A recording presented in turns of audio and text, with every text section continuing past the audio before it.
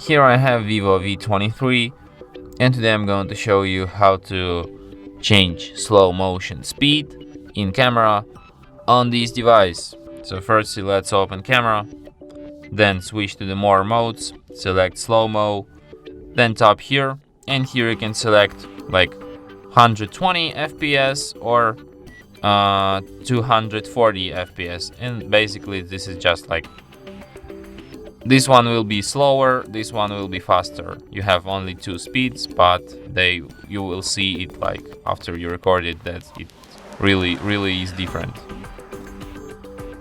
So yeah, and that's it. Thanks for watching. If you find this tutorial useful, don't forget to hit that like button and subscribe to our channel.